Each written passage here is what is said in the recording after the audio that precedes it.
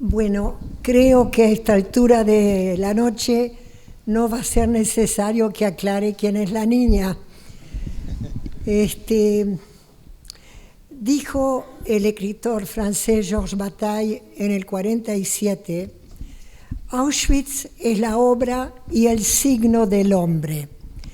La imagen del hombre es de aquí en más inseparable de una cámara de gas. En el 39, una adolescente judía o austríaca que había logrado huir de su país ya ocupado, buscó refugio en nuestra casa en Lieja hasta la invasión de Bélgica. Por sus relatos ya teníamos una idea de lo que podíamos esperar los judíos de lo que se venía. Ocupada Bélgica en mayo del 40 y frente a la necesidad de escapar del nuevo orden establecido y sus persecuciones en particular a los judíos, intentamos buscar refugio en la zona sur de Francia, ocupado hasta ese momento por los italianos, lo que parecía ser una opción lógica por cercanía, la misma lengua y la ilusión de poder intentar vivir en un área aún libre de ocupación nazi. Es difícil imaginar lo que significa ser sentenciado repentinamente a la pérdida de pertenencia a un territorio nacional propio. La ruptura violenta con todas las costumbres que habitualmente permean lo que se llama una vida normal. Es la muerte civil.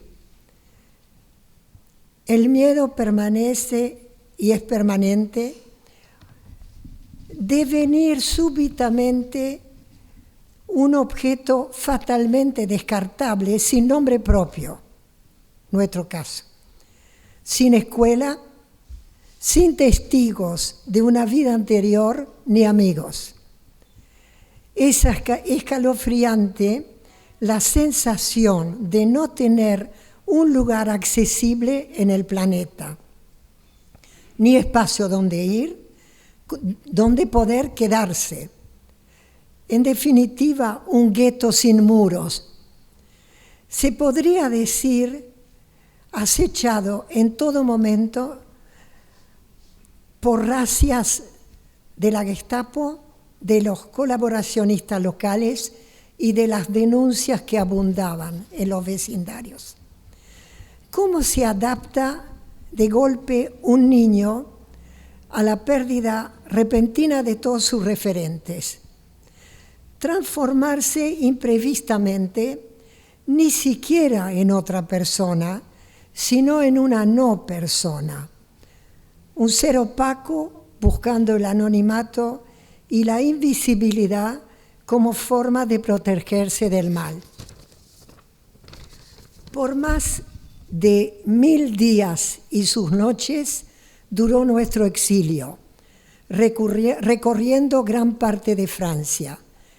Muchos trenes vi pasar hacia su macabro destino final mientras las razias se sucedían a toda hora. Hace 70 años, el Tribunal de Nuremberg, el primer de su tipo, investigó los crímenes de guerra de la Segunda Guerra Mundial y el Holocausto de alguna manera judío incluido, de alguna manera. Más de 60 millones de personas, incluyendo los 6 millones de judíos, otras minorías y la devastación de gran parte de Europa fue el saldo de esa guerra. Los resultados del juicio fueron impresionantes y su impacto sobre la ley internacional indudable. Lamentablemente, ni las leyes de los tribunales ni las que fueron promulgadas a lo largo de los años que siguieron y conforman un día un corpus en permanente crecimiento, han logrado disuadir el ejercicio de la violencia indiscriminada a nivel global. ¿Acaso, pregunto, la vida no es un valor fundamental a defender del terror que indiscriminadamente mata y somete? Frente a todo lo que sucede diariamente, pregunto, ¿nada hemos aprendido?